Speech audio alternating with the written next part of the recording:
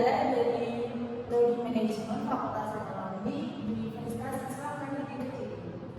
Di sini saya akan membahas sedikit tentang topik kita, ekonomi Indonesia. Bagaikan simfoni yang kompleks dengan berbagai elemen yang saling terkait dan mempengaruhi satu sama lain. Di sini kita akan mengulas tuntas sistem ekonomi, pertumbuhan, struktur kependudukan, ketenagakerjaan, pola konsumsi, pengeluaran pemerintah, dan konsep investasi di Indonesia. Nah, siap untuk menjelajah seluruh ekonomi Indonesia? Pertama, mari kita bahas tentang fondasi perekonomian Indonesia, yaitu sistem ekonominya. Bisakah Mbak menjelaskan apa sih sistem ekonomi itu?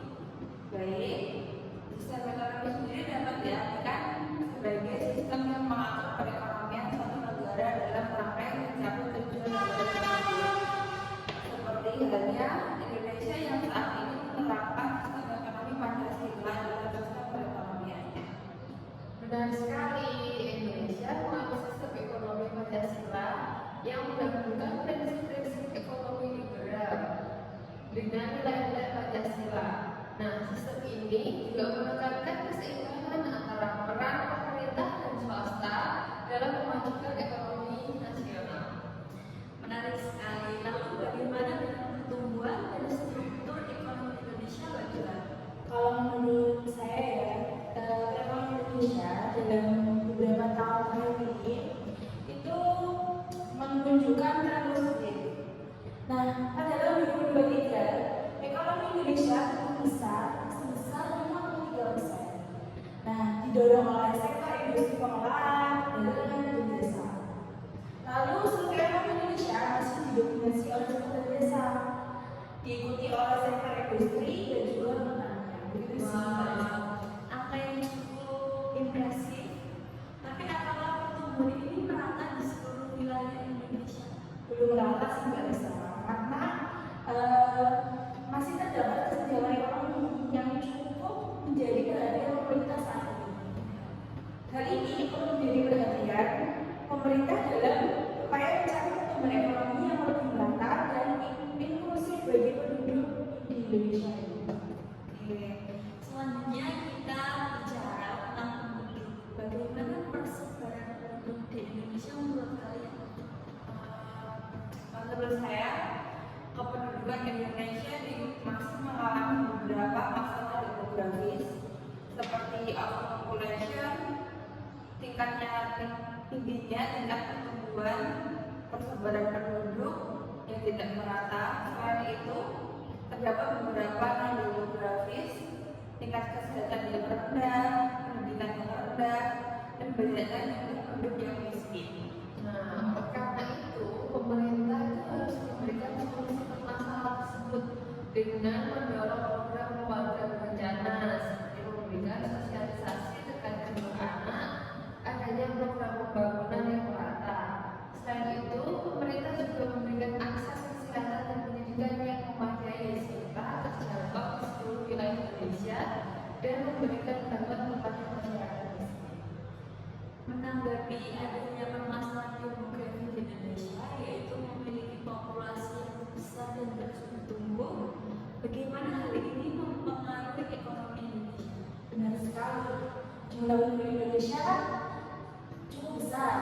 Nah, dalam itu potensi keberpihakan dalam dunia perekonomian di satu sisi ini merupakan pasar domestik yang besar untuk produk dan jasa. Nah, di sisi lain dibutuhkan juga lapangan pekerjaan yang cukup dapat untuk menampung angkatan kerja yang terus bertambah setiap tahunnya. Nah, hal ini dapat mempengaruhi perekonomian di Indonesia kita. Pertumbuhan ekonomi yang impresif di Indonesia itu memang luar biasa ya. Tapi sayangnya belum merata di seluruh wilayah. Salah satu masalah yang muncul adalah lapangan pekerjaan yang kurang. Nah, bagaimana dengan konsep ketenagakerjaan di Indonesia? Ketenagakerjaan di Indonesia itu masih menghadapi beberapa tantangan seperti tingginya tingkat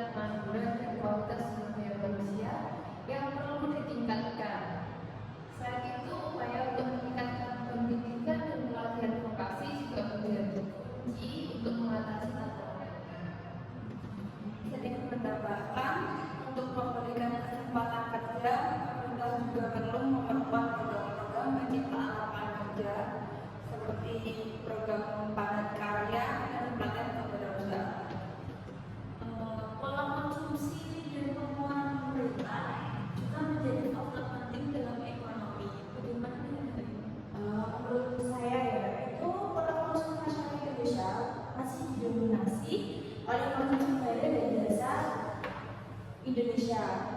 Belanja jasa kebutuhan pokok misalnya. Nah, pengeluaran pemerintah fokus yang fokusnya masih di infrastruktur, pendidikan dan juga kesehatan yang dimana pengeluaran ini untuk kesejahteraan masyarakatnya.